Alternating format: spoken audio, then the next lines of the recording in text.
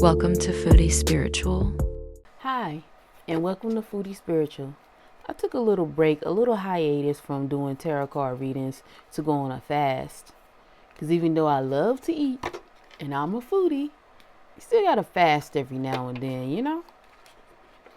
It helps with you, it helps to cleanse your palate, it helps to cleanse you spiritually. And it also, in cleansing the palate can be a lot of things, can mean a lot of things, you know? So Spirit, what cards are we reading today? What is the focus for today's reading? What is the focus? Let's see. Let's shuffle these again.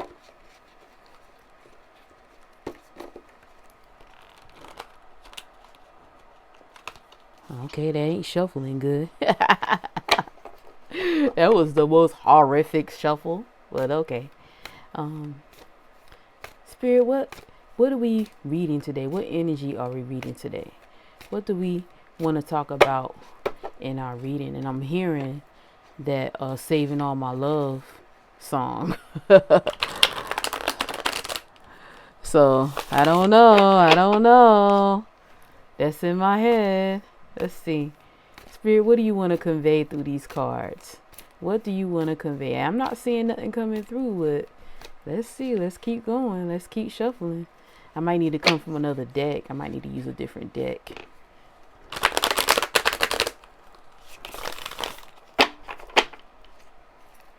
Let's see. Something coming through. There goes something right there. The Hangman upside down.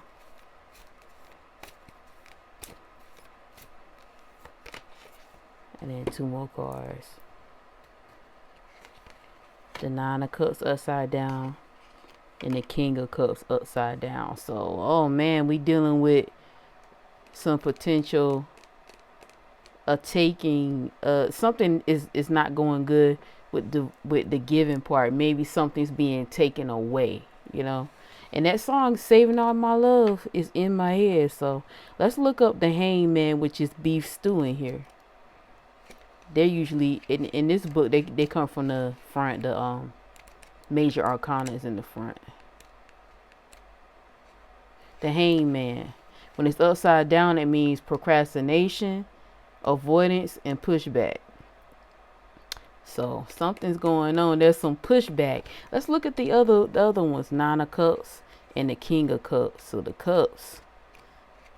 Oh man, I don't know now. It's not looking good. It's not looking good. I don't know. Let's see here. Let's see. Unhappiness, materialistic values, self gratification, and then the King of Cups upside down.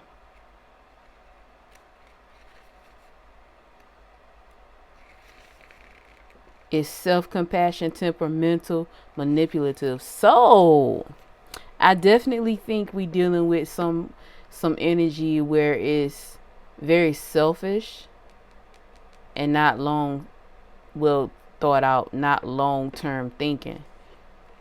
So I really feel like it's a reading for somebody who is in a third party situation in tarot terms, but in regular terms it would be like a side piece. So this person, let's see what this person, we're gonna look at haters exposed. So we're gonna find out what this person really on it's really about. That's what we about to find out, because they're they messing with something that they should not be tampering with. They fooling around in somebody else's relationship, you know. Whoever it is, they're messing around, man, male or female. Let's see what they got going on. The person causing you negativity is an air sign, so they could be an air sign. This person, own worst enemy. You cause most of your problems or most of the bad things that happen to yourself through that negative energy, through that false sense of, and that selfishness, because this what this card represents. Upside down, Nine of Cups means selfish. So this person is very selfish. and they're causing themselves. I'm thinking this person is an air sign because they're causing themselves negativity and they're their worst enemy. So they're causing their own problems. Seek someone to perform or learn to do a hex or breaking ritual.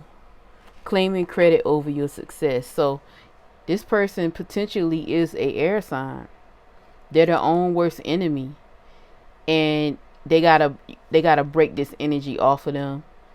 The selfishness energy. It's gonna take some time to break that off. You don't necessarily have to be like a hex or something, but it could be some bloodline stuff. It could be something in this person's bloodline that causes them to enter into third party situations, because sometimes that is in people's bloodline, and so it's something that you have to focus on making sure that you don't fall into. It's a thing that hasn't been overcome through the generations before you, so you have to overcome it. So what's the tea? So we gonna still stick with the foodie, gotta stick with the foodie stuff. What's the tea? What is the tea on this situation? Tell us more, tarot cards and oracle cards. Tell us more about this situation, the situationship, and the mindset of the situationship. Selfishness is not good in a connection. It's not good, It's not good to be selfish like that. All right, let's see. Give me one card. Okay, there go two right there. Moves in silence. They very sneaky. Into you, good chemistry. So this selfishness has caused them to have good chemistry with the situation, and it can. Like selfishness, people with very selfish desires. It's not just because they It's not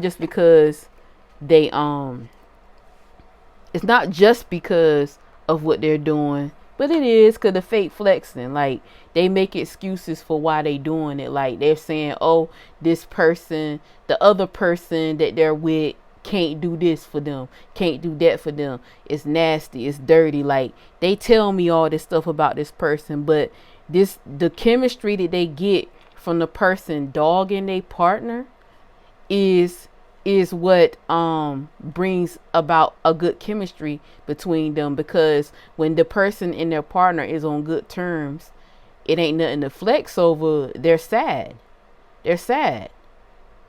and they wish that they could have that. They try to claiming credit over your successes.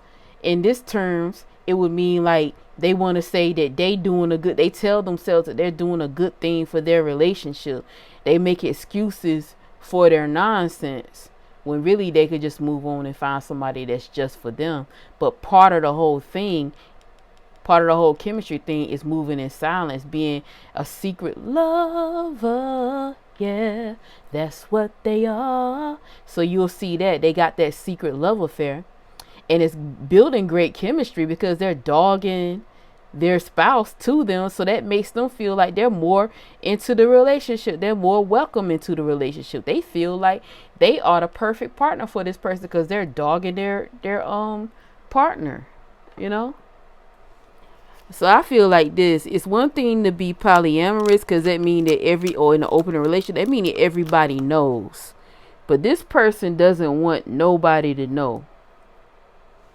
And another song, and nobody knows it but me. Those specific songs came through. So it's important to let's see what these cards are gonna encourage a better tomorrow. These right here. So what can they do to change their mindset concerning the situation? What could this person do to change their mindset concerning the situation? Like what can they do? Because it's a generational curse with them. So it's not just, and then they was raised up to think this way because they was raised, their parents, their mother, their father, whoever, their grandparents, they were doing that stuff too. So it's saying, trust, allow me, divine, to give you my deepest longings, trusting you to know exactly how to handle them. So there's a desire within this person not to have a real relationship. That's part of the reasons why they gotta keep telling themselves like that they're benefiting this person, because they're not completely happy with the moving in silence and not being claimed. They're not completely happy with not being claimed in this situation. So what does the divine also have to say about that? I got these other cards right here. These are light oracle cards. Keepers of the, I think it's keepers of the light oracle cards. So what can they do to break this generational curse off of them so that they can live the life that they really want? Interconnectedness, synchronicity, God incidences. So what they got to do is take advantage of the situations, because there's going to come a time where they don't have to, like when that person call, you don't have to pick up. When this person call you, you don't have to pick up. When these people call you, they got their little relationship going with somebody else. You don't have to pick up. So the God incidents is like when something happened and you can't answer the phone, or you can't text them back, and they want you, because they're selfish as well, and they want you to hurry up and they want you to text them back, and you can't. Take advantage of those situations. That's your becoming more interconnected with the divine and with your divine self, because you really want your own relationship. You don't really want to be with somebody part-time. Okay? That's not even your real desire. Your real desire is to be loved for who you are, but you're settling for scraps because you feel undeserving. But I here to tell you that you do deserve love for yourself. And it doesn't matter how you think you look, whether you feel like you're attractive or whether you feel like you're not. And if the other person is more attractive than you, the other person that they're with is more attractive than you, that's fine. That doesn't mean you're not desirable, because obviously you are desirable. Okay? Obviously you are desirable because they messing with you. But part of it is because it's sneaky. They get off on being sneaky. They get off on having this little secret garden where it's just you and them. But they get to go home to somebody that loves them unconditionally. You know, they get to go home with that, while you're upset and bitter and trying to take credit over that marriage working out. Because they'll tell you that, oh, if it wasn't for you, we wouldn't be able to da da da da. They might be telling you that too. But you may be thinking in your head that you doing them a favor, a service, but you're not necessarily doing anything to benefit yourself. You're sacrificing all of yourself for something that's not serious to them. Okay? Ups and downs.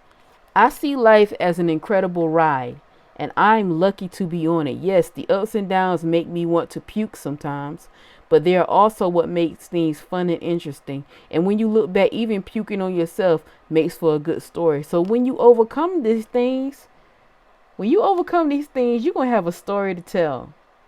I really feel like this person is going to have like a wonderful love story from what this is saying. And I can feel it. I can feel it in my crown. They're going to have like a wonderful love story where they moved away from this third party situation. They moved away from being a side person into a fully devoted relationship that they feel fully fulfilled in. They don't feel like they taking no loss. You know, they don't feel like nobody don't really care for them. You know, they're gonna feel like they're totally fulfilled in this connection. So here's some more cards about to encourage you if you're dealing with a third party situation. Because you need to be loved for who you are, not for being somebody sometime fling. You know, that's not it either. Because that's very unloving. You don't feel loved. Here you go right here. Look, choose life, choose happiness. 2 cards came through. Let's see what they say. Choose life, choose happiness. Think back to someone who's been your sunshine, a friend who laughed at your dumb jokes, a family member who tolerates your cooking, or even a barrister who remembers your ridiculously complicated coffee order. Just tell them how much they brighten your world. You might even make their day. So choosing happiness, meaning you can compliment people, and that will give you some of the same pleasure that you getting from this side situation. It'll give you some of the same pleasure, and it'll be a different type of pleasure. It'll be more fulfilling. Your heart will feel warm. Okay? Just stay calm. Close your eyes and center yourself. Feel your body, your breath. What do you sense? Believe it. You can overcome any difficulty by staying calm in all circumstances. So, should you decide to move on from this connection, this person is going to be upset. And you're going to be called to stay calm in this situation. And just think things through and just say, okay, look, this is not working out for me. I need something different now. And it is what it is. You can do it. It is what it is type of thing. I need something different now. You know, you don't have to tell them how much you're deserving, because they know how much you're deserving. Okay. They know you deserve to have the right love. That's right for you. That's just for you. Okay. So that's the end of this reading. Thank you for listening. Like, share, subscribe, and I thank you for also liking, sharing, and subscribing to this channel. Thank you.